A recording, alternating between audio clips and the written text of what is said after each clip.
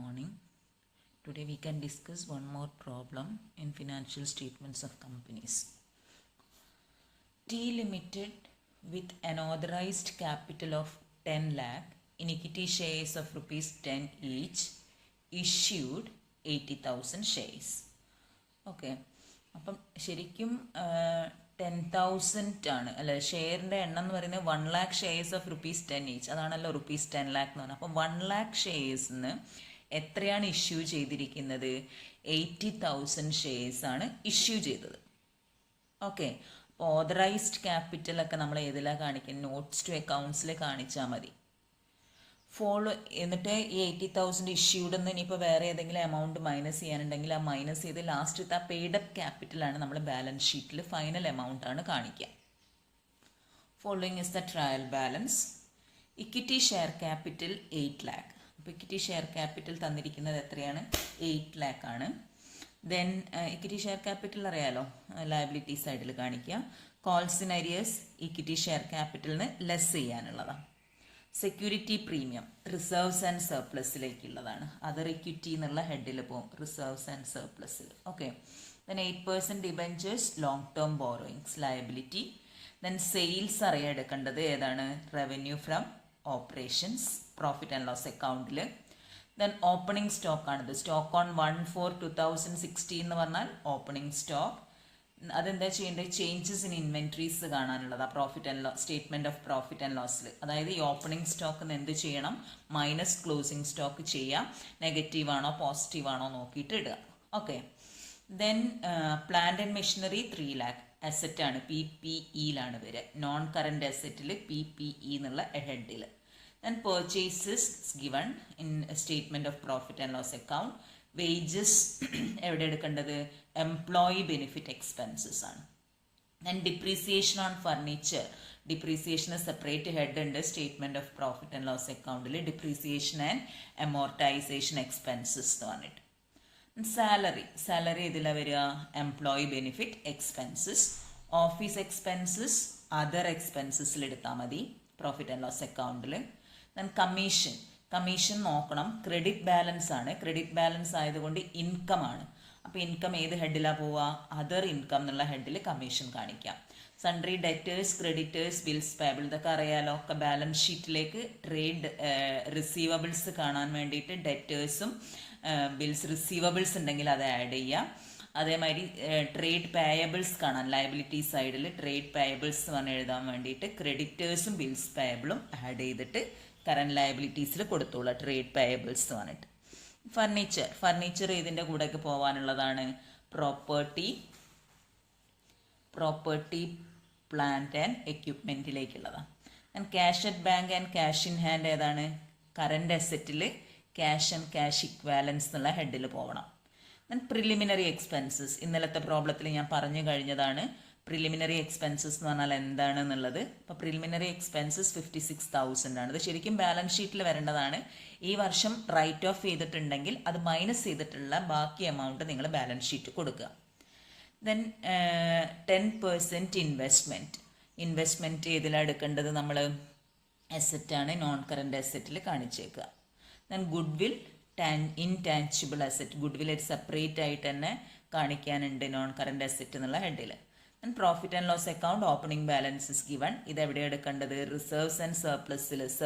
Total surplus കാണാൻ വേണ്ടിയിട്ട് ഈ profit and loss account opening ബാലൻസിൻ്റെ കൂടെ നമ്മൾ ഈ വർഷം കണ്ടുപിടിക്കുന്ന പ്രോഫിറ്റും കൂടെ ആഡ് ചെയ്യണം. എന്നിട്ട് അതിൽ നിന്ന് വേണം ബാക്കി എല്ലാ അപ്രോപ്രിയേഷൻസ്, അതായത് ഇപ്പം ഡിവിഡൻറ്റ് ഉണ്ടെങ്കിൽ അത്, കോർപ്പറേറ്റ് ഡിവിഡൻറ്റ് ടാക്സ് ഉണ്ടാവാം, അങ്ങനെയുള്ള പ്രൊവിഷൻ ഫോർ ടാക്സേഷൻ, ഇതെല്ലാം മൈനസ് ചെയ്യേണ്ടത് ഈ ടോട്ടൽ പ്രോഫിറ്റ് എന്നായിരിക്കണം. ഓക്കെ. അഡ്ജസ്റ്റ്മെൻറ്റ്സിൽ തന്നത് നോക്കാം. Stock on 31st March 2017 is valued at 12,000. This is closing stock. അപ്പോൾ ഇനി നമുക്കറിയാം അഡ്ജസ്റ്റ്മെൻറ്റ്സിൽ തരുന്ന സാധനങ്ങളെല്ലാം 2 സ്ഥലത്ത് വേണം. അപ്പോൾ ഈ ക്ലോസിംഗ് സ്റ്റോക്ക് എവിടേക്കാണ് എടുക്കുക? ഒന്ന് പ്രോഫിറ്റ് ആൻഡ് ലോസ് അക്കൗണ്ടിൽ ചേഞ്ചസ് ഇൻ ഇൻവെൻട്രീസ് കാണാൻ വേണ്ടിയിട്ടും, അതേപോലെ ബാലൻസ് ഷീറ്റിൽ കറൻറ്റ് അസറ്റ്സ് എന്നുള്ള ഹെഡിൽ ഏതായിട്ട് വരും? ഇൻവെൻട്രീസ് എന്ന് പറഞ്ഞിട്ട് കാണിച്ചിരിക്കണം ഈ 12,000. Okay. Next item interest accrued on investment. Interest എക്രൂഡും അഡ്ജസ്റ്റ്മെൻറ്റിൽ തന്നതായതുകൊണ്ട് 2 സ്ഥലത്ത് വേണം. അപ്പം ഇൻട്രസ്റ്റ് എന്ന് പറഞ്ഞാൽ നമുക്കറിയാം ഏതിൻ്റെ കൂടെ വരുന്നതാണ് ശരിക്കും? Income ആയിട്ടാണല്ലോ, interest accrued on investment എന്ന് പറഞ്ഞാൽ. അപ്പോൾ നിങ്ങൾ അതർ ഇൻകത്തിൽ ഇൻട്രസ്റ്റ് എക്രൂഡ് കാണിക്കുക 30,000. അതേപോലെ തന്നെ എവിടെയും കാണിക്കണം, കറണ്ട് അസറ്റ് ആയിട്ടും കാണിച്ചിരിക്കണം. ആൻഡ് സാലറി ഔട്ട്സ്റ്റാൻഡിങ്, സാലറി എവിടേക്ക് ആഡ് ചെയ്യണം? It is added with concerned expense. All outstanding expenses are added with concerned expense in statement of profit and loss account. അപ്പോൾ സാലറി നമ്മൾ എടുക്കുക എംപ്ലോയി ബെനിഫിറ്റ് എക്സ്പെൻസസിൽ, അതിൻ്റെ കൂടെ ഈ ഔട്ട്സ്റ്റാൻഡിങ് സാലറി ആഡ് ചെയ്യാം. ഓക്കെ, എന്താണ് ഈ ഔട്ട്സ്റ്റാൻഡിങ് സാലറി എന്ന് അറിയാലോ? Salary due but not yet paid, അതിനെയാണ് ഔട്ട്സ്റ്റാൻഡിങ് സാലറി എന്ന് പറയുക.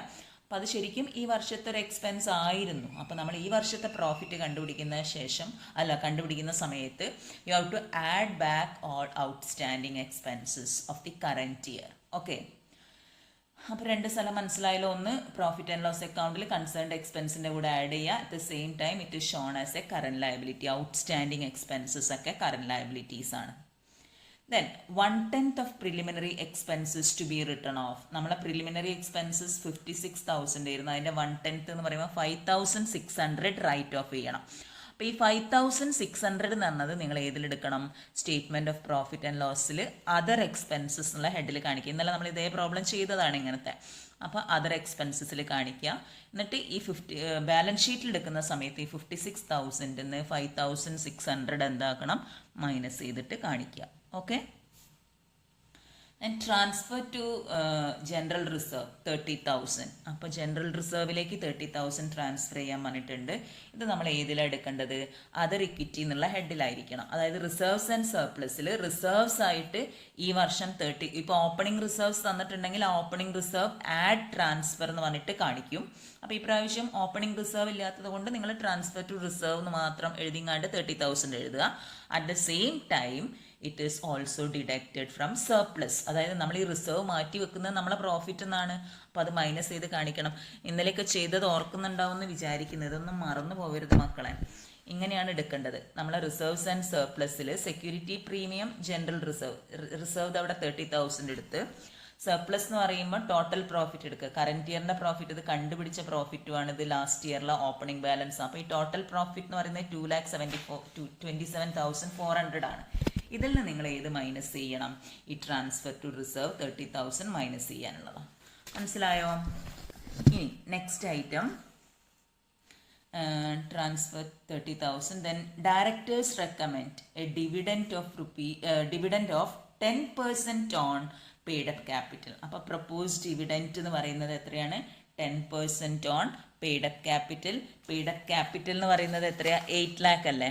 അപ്പോൾ 8 lakhന്റെ 10% എന്ന് പറയുമ്പം എത്രയാണ് വരുന്നത്? 80,000 വരും. ഈ 80,000 എന്താക്കണം നിങ്ങൾ? ഇതിൽ കാണിച്ചിരിക്കണം. Profit and loss account, other ഇക്വിറ്റിയിൽ എങ്ങനെയാണ് എടുക്കേണ്ടതെന്ന് വെച്ചാൽ 8 lakh വരില്ല കേട്ടോ. 8 lakhൽ 10,000 അരിയേഴ്സ് ആണ്. അപ്പോൾ ശരിക്കും വരുന്ന 7,90,000 വരുള്ളൂ പെയ്ഡ് അപ്പ് ക്യാപിറ്റൽ എന്ന് പറയുമ്പോൾ. അപ്പോൾ എടുക്കുന്ന സമയത്ത് ഈ പ്രപ്പോസ് ഡിവിഡൻഡ് എടുക്കുമ്പോൾ ശ്രദ്ധിക്കുക, 7,90,000 ഇൻറ്റു 10%. അപ്പോൾ നമ്മളെ പ്രോഫിറ്റിന്ന്, ടോട്ടൽ പ്രോഫിറ്റ് ആ പ്രപ്പോസ് ഡിവിഡൻഡ് മൈനസ് ചെയ്യണം. Because it is N appropriation of profit. നമ്മളെ പ്രോഫിറ്റ് എന്നാണ് ഇത് കൊടുക്കുന്നത്. അപ്പോൾ അത്ര കണ്ട് പ്രോഫിറ്റ് കുറയും ബാലൻസ് ഷീറ്റിലെ എമൗണ്ട് കാണിക്കുന്ന സമയത്ത്. ഓക്കെ, ഇനി അതേപോലെ തന്നെ ഇത് എവിടെയും കാണിച്ചിരിക്കണം. ഷോർട്ട് ടേം പ്രൊവിഷൻസ് എന്ന് പറഞ്ഞിട്ട് ഈ പ്രൊവിഷൻ പ്രപ്പോസ് ഡിവിഡൻഡ് 79,000 കാണിക്കണം. അപ്പോൾ രണ്ട് സ്ഥലം ഏതൊക്കെയാണെന്ന് മനസ്സിലായല്ലോ. അപ്പോൾ ഈ ഷോർട്ട് ടേം പ്രൊവിഷൻസ് നിങ്ങൾ ബാലൻസ് ഷീറ്റിലാണ് എടുക്കുക. The next item provide taxation 35,000. Tax നമ്മൾ എന്തിൻ്റെ മുകളിലാണ് കൊടുക്കുക? പ്രോഫിറ്റിനാണ്. അപ്പം നമ്മൾ ബാലൻസ് ഷീറ്റിൽ റിസർവ്സ് ആൻഡ് സർപ്ലസ് എടുക്കുന്ന സമയത്ത് ആ സർപ്ലസ് എടുക്കുമ്പോൾ ടോട്ടൽ സർപ്ലസ് നിന്ന് നേരത്തെ റിസർവ് മൈനസ് ചെയ്തു, അതേമാതിരി പ്രപ്പോസ് ഡിവിഡൻഡ് മൈനസ് ചെയ്തു, ഇതും കൂടെ മൈനസ് ചെയ്യണം. ഏതാണ്? പ്രൊവിഷൻ ഫോർ ടാക്സേഷൻ ആണല്ലോ അല്ലേ? പ്രൊവിഷൻ ഫോർ ടാക്സേഷൻ ശ്രദ്ധിക്കണം, അവിടെ ചെറിയൊരു മിസ്റ്റേക്ക് ഉണ്ട്. അപ്പോൾ പ്രൊവിഷൻ ഫോർ ടാക്സേഷൻ എന്ന് പറഞ്ഞാൽ നമ്മൾ പ്രോഫിറ്റിന് കൊടുക്കുന്ന സാധനം. അപ്പോൾ പ്രൊവിഷൻ ഫോർ ടാക്സേഷൻ നമുക്കറിയാം എവിടെയാണ് എടുക്കേണ്ടത് എന്നുള്ളത്. അതായത് statement of profit and loss അക്കൗണ്ടിൽ പ്രോഫിറ്റ് ബിഫോർ ടാക്സ് കണ്ടുപിടിക്കുക, അതിൽ നിന്ന് പ്രൊവിഷൻ ഫോർ ടാക്സേഷൻ, അതായത് ടാക്സ് എക്സ്പെൻസ് മൈനസ് ചെയ്യുക.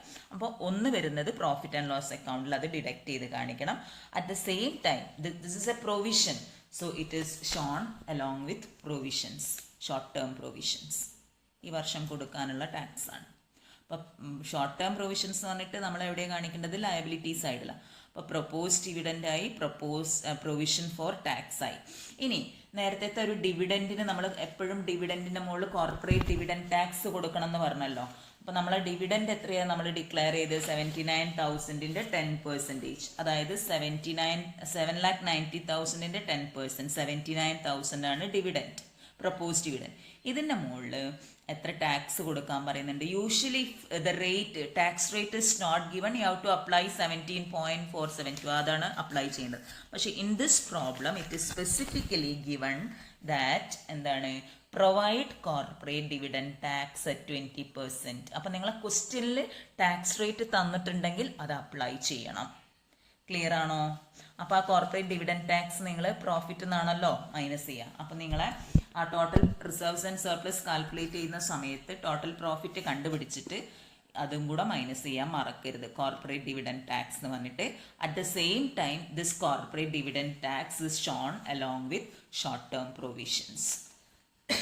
ഓക്കെ, ക്ലിയർ ആയി എന്ന് വിചാരിക്കുന്നു. Then one more item is there. ഏതാണ്? Provide for debenture interest. Debenture interest കാണുന്ന സമയത്ത് നമുക്കറിയാം it is a long term borrowing debenture എന്ന് പറഞ്ഞിട്ടുണ്ടെങ്കിൽ അപ്പം അതിൻ്റെ മുകളിൽ വരുന്ന ഇൻട്രസ്റ്റ് ഒക്കെ ഫിനാൻസ് കോസ്റ്റ് ആയിട്ടാണ് കണക്കാക്കേണ്ടത്. ഇപ്പം ലോങ് ടേം ലോൺസ് ആണെങ്കിലും എല്ലാം അതിൻ്റെയൊക്കെ ഇൻട്രസ്റ്റ് എന്തായിട്ടാണ് എടുക്കേണ്ടത്? Finance cost. ഇപ്പം നോട്ട്സ് ടു അക്കൗണ്ട്സിൽ നിങ്ങൾ ഫിനാൻസ് കോസ്റ്റ് കണ്ടുപിടിക്കണം. എത്രയാണ് നമ്മളെ ഡിബെഞ്ചർ നോക്കുക. ഡിബെഞ്ചറിൻ്റെ വാല്യൂ 3 lakh ആണ്, 1 lakh ആണ്. അപ്പോൾ 1 lakh അല്ല, 3 lakh അല്ലേ, 3 lakhൻ്റെ 8%. ഇതാണ് ഫിനാൻസ് കോസ്റ്റ് വരുന്നത്. അപ്പോൾ അത് നിങ്ങളെ statement of profit and loss അക്കൗണ്ടിൽ ഫിനാൻസ് കോസ്റ്റ് എന്ന് പറഞ്ഞിട്ട് കാണിച്ചിരിക്കണം. ഓക്കെ, ഇത്രയേ ഉള്ളൂ ഈ പ്രോബ്ലം. അപ്പോൾ എല്ലാവരും ഒന്ന് ചെയ്യുക. ഈ റവന്യൂ ഫ്രം ഓപ്പറേഷൻസും അതർ ഇൻകം ഇതെല്ലാം ഒന്ന് നോക്കി വെച്ചോളൂ. അത് വേണേൽ പോസ് ചെയ്തിട്ട് നിങ്ങൾക്ക് എന്ത് ഡൗട്ട് ഉണ്ടെങ്കിലും വിളിച്ചോളൂ കേട്ടോ. നോട്ട്സ് ടു അക്കൗണ്ട്സിൽ എങ്ങനെയൊക്കെയാണ് ഓരോ ഐറ്റം വന്നത് എന്നുള്ളത് നോക്കാം. എംപ്ലോയി ബെനിഫിറ്റ് എക്സ്പെൻസസിൽ സാലറി വേജസ് വന്ന് സാലറീൻ്റെ കൂടെ ഔട്ട്സ്റ്റാൻഡിങ് ആഡ് ചെയ്തു. Then finance cost, debenture interest, other എക്സ്പെൻസസിൽ ഓഫീസ് എക്സ്പെൻസസും പ്രിലിമിനറി എക്സ്പെൻസസ് റിട്ടേൺ ഓഫും ആണ്.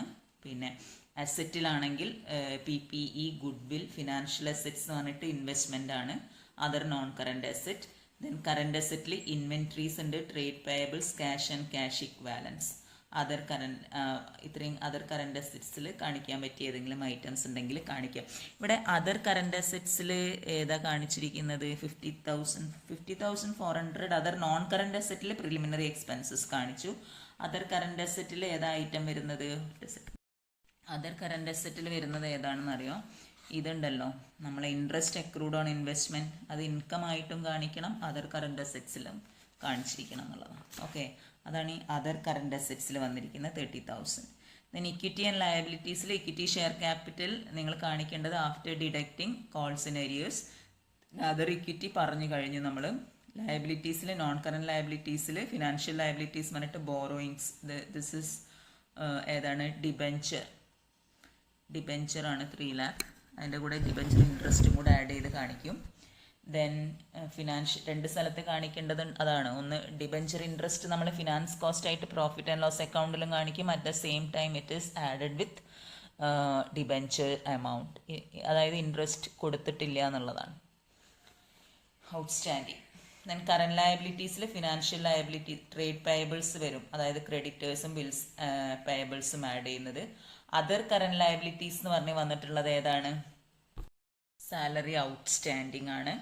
ദെൻ പ്രൊവിഷൻസ് നമ്മൾ കണ്ടു. നോട്ട്സ് ടു അക്കൗണ്ട്സ് പ്രിപ്പയർ ചെയ്തിട്ട് വേണം ചെയ്യാൻ. ആ 3 എണ്ണം എടുക്കണം. Propose dividend, provision for taxation, corporate dividend tax, 3 കൂടെ ആഡ് ചെയ്തിട്ടാണ് പ്രൊവിഷൻസ് കിട്ടിയിരിക്കുന്നത്, ഷോർട്ട് ടേം പ്രൊവിഷൻ. എന്തെങ്കിലും ഡൗട്ട് ഉണ്ടെന്ന് നോക്കാം.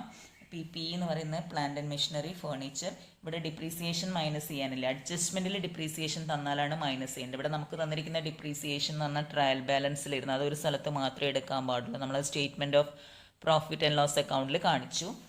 ദെൻ ഫിനാൻഷ്യൽ അസറ്റിൽ investment. Then other non current അസറ്റിൽ preliminary expenses after deducting written off amount. Cash and cash equivalents. Equity capital notes to അക്കൗണ്ട്സിൽ കാണിക്കുന്നത് നോക്കൂ. Authorised capital 1 lakh equity shares of 10 each. Issued and subscribed 80,000 equity shares of 10 each, 8 lakh. Called up 80,000 equity shares of 10 each. അതിൽ call ചെയ്തിട്ട് 10,000 calls in arrears ആയിട്ട് കാണിക്കുക. Paid up capital എന്ന് പറയുന്നത് 7,90,000. ഇതാണ് നിങ്ങൾ ബാലൻസ് ഷീറ്റിലേക്ക് കൊണ്ടുപോകേണ്ട എമൗണ്ട്. അതേപോലെ അതർ ഇക്വിറ്റി ആൻഡ് റിസർവ്സ് ഞാൻ ഓൾറെഡി പറഞ്ഞു കഴിഞ്ഞതാണ് എങ്ങനെയാണെന്നുള്ളത്, എന്നാലും ഒന്ന് നോക്കിക്കോളൂ. അതിൽ നിന്ന് മൈനസ് ചെയ്യേണ്ട ഐറ്റംസ് ഒക്കെ I have already mentioned. Then ബോറോയിങ്സിൽ 8% ഡിബെഞ്ചേഴ്സും ഇൻട്രസ്റ്റ് അക്രൂഡ് ഓൺ ഡിബെഞ്ചേഴ്സും ആഡ് ചെയ്യാം. ബിൽസ് ട്രേഡ് പേയബിൾസ് അറിയാം. അതർ കറന്റ് ലയബിലിറ്റീസ് ഏതാണെന്നറിയാം. ഔട്ട്സ്റ്റാൻഡിങ് സാലറിയാണ്. Short term provisions. ഇത്രയും കാര്യങ്ങളേ ഉള്ളൂ. അപ്പോൾ ഇതൊന്ന് ചെയ്തു വരിക.